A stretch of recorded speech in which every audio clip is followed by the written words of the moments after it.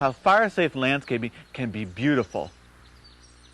Now, Anne, I understand that this fire-safe landscape is divided up into zones. So you have 4 different zones that exemplify different places in the landscape around your home? That's correct. There's 4 zones, and then what it does is goes obviously from zone 1 through 4. Zone 1 is 0 to 30 feet from the house. Zone 2 is 30 to 50 feet from the house. Zone 3 is that 50 to 70 feet from the house, and Zone 4 is that 70 to 100.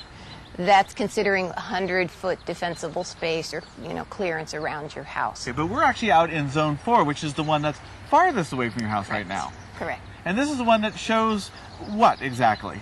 This zone, being the furthest one away from the house, is the zone where it's the native plant zone. This is the zone that's the transition between your landscaping, your fire-safe landscaping, and the natural landscaping. Okay, so this is actually more like modified nature. You've come in here and cleared out some of the deadwood and such? Correct. What you do is you thin out the native vegetation so that there's some spacing or some clearance around that. You're maintaining your oak trees, your native oaks in the area. You're probably thinning out about half of the vegetation, native vegetation in this area, shrubs, that sort of thing. And you're cutting down the grasses. It's probably annual grasses more than perennial grasses in this area. So you're cutting those down to the ground. The idea is to reduce the total volume of vegetation from a fire burning outside in that native landscaping onto your landscaped area. Zone 4 is the wildland zone. This is the transition from the native landscape. Native plants should be well spaced apart and cleared up off the ground. Clearance between groups of plants is very important in the fire-resistant landscape. These rock roses are kept low and the oaks above are limbed up high so they don't create fire ladders, places where flames can go from plant to plant to plant, rising up into the canopy. This zone 3 is the 50 to 70 feet from the house, and this is kind of a Mediterranean sort of landscape. I do notice that you have a lot of low plants in here. They have low fuel volume. A lot of them have leathery leaves on them. Correct. And what are other characteristics of fire-resistant plants? The ability to hold water, the more fleshy sorts of leaves, like you're saying, plants that don't have a lot of oils in them. Okay. Their barks tend to be smoother bark. Some of these Mediterranean plants have a rougher sort of bark, but they have the leathery sorts of leaves.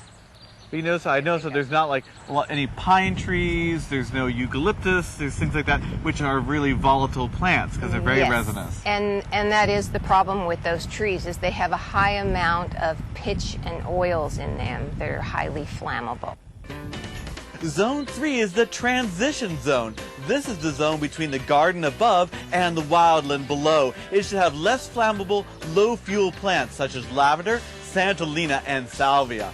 Now, Anne, I noticed as we walk into Zone 2, which is near the house, that it gets much lusher. It's a more highly irrigated area, but it's still low water use. This kind of circle area that we're looking at kind of is a demonstration of ground covers that are low water use ground covers and still fire resistant. You've got the beautiful green dietes, but again, there's not a lot of fuel here. You've cleaned up around underneath the trees. I see that we have aloes and the beautiful Natal plum over there. That's a really nice one. I like that one a lot. Yeah, and this area too uses succulents. Succulents have the ability to hold water in their leaves. I mean, they're great for fire resistive. And they really hold up against the flames. I know that they will have a tendency just to kind of melt over instead of catching a light right away. There's so much water in them that you can't evaporate all of the water. Right. So they're very helpful. Zone 2 is the green belt. It contains wide groups of colorful perennials, ground covers, succulents, and deciduous trees. Wide paths between the plantings create fire breaks. And we're in the last zone, the zone closest to the house. Correct.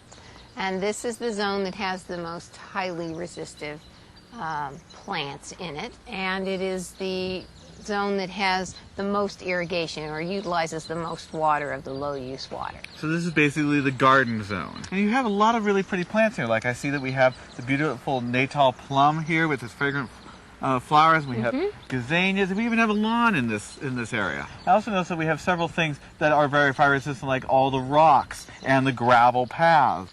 Yeah, the focus of this area is to look at what we call hardscaping, or like you said, the rocks, to look at paths that are non-flammable paths.